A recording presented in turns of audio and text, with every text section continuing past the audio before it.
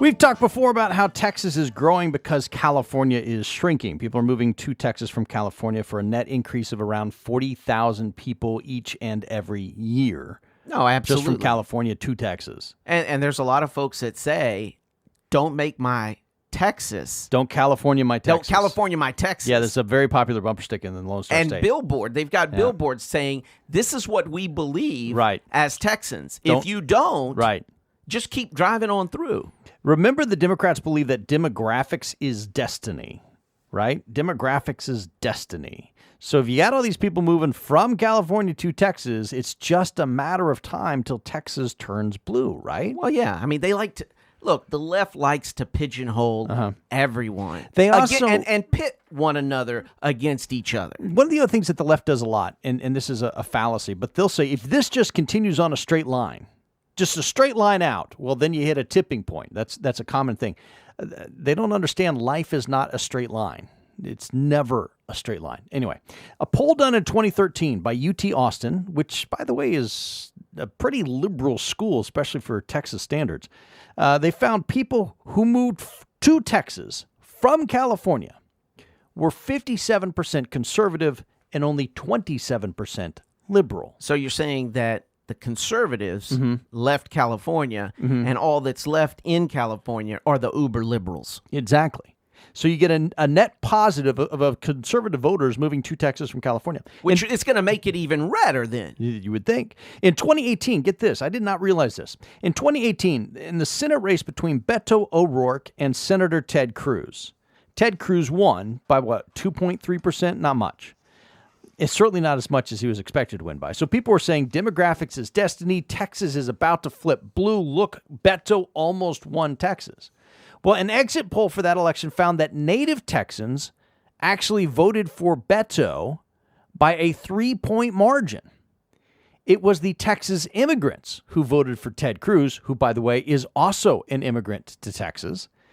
And they voted for Cruz by a 15-point margin. That's what swung his victory, the people who moved to Texas from other places. Now, first of all, Beto O'Rourke.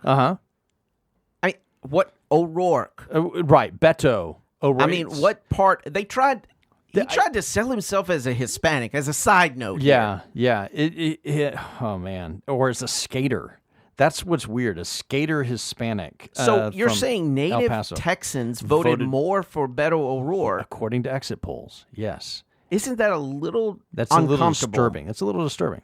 There's an interview in the Daily Signal with Chuck DeVore. Chuck DeVore is the head of the Texas Public Policy Foundation. They've done recent polling asking native Texans and Texas immigrants their views on different issues, who they voted for, this type of thing. What they found was interesting in where conservative voters moving to Texas are coming from versus where liberal voters moving to Texas are coming from. And it's not necessarily the places you would think. Okay. So the most conservative voters moving to Texas came from the Mountain West. So you're talking Colorado, Utah, Wyoming, that area. Folks that moved to Texas from the Mountain West were 13% more pro-Trump than native Texans. Okay. People who are moving from Denver, Denver, where they started the legalization of pot. People moving from Colorado, more conservative than the people who are already in Texas. But how much of that do you think has to do with President Trump's position on illegal immigration? Because you've got a very I think that's only part of it. Hispanic population in but Texas. But not coming from the Mountain West. Well, I mean, it may explain why Beto O'Rourke... Oh, you're going back to that. I'm going back just to try to reconcile why native Texans voted more for Beto O'Rourke than the United States sitting senator Ted Cruz. I don't have an answer for that one. Okay, so the most popular place where the most conservative people were moving from was the Mountain West. Next was Kentucky, Tennessee, Mississippi, and Alabama. That 4-state region. The folks that moved to Texas from that region were 8% more pro-Trump than native Texans. Okay. All right? And third is California. People who moved from California to Texas were 5% more pro-Trump than native Texans. And, you know, a lot of folks say, well, it's for economic opportunity, and that's part of it. That's part of it. But I think on a broader, as part of a broader discussion, it's about freedom. Right. And here's the sad part is many of these people who are moving, and they don't necessarily have to move cross country right. To find freedom right. in another state. They can sometimes just cross the state line. You can go from Louisiana to Texas and you get a lot more freedom right now. But it's the poor. It's the least among us who can't afford. They can't afford the U-Haul. To move to a state right. that honors their freedom. They are literally victims of in many cases, a totalitarian state. Now, the most liberal immigrants into Texas came from Virginia, North Carolina, South Carolina, the South Atlantic coast.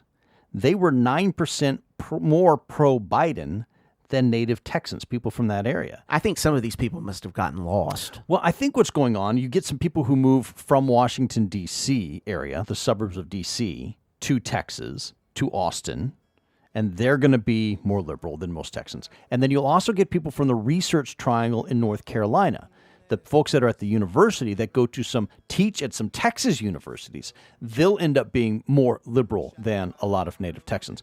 But I think it is interesting where the people are coming from that are more likely to vote blue than the folks in Texas itself. Well, what they say about Texas, it's a whole other country. It is.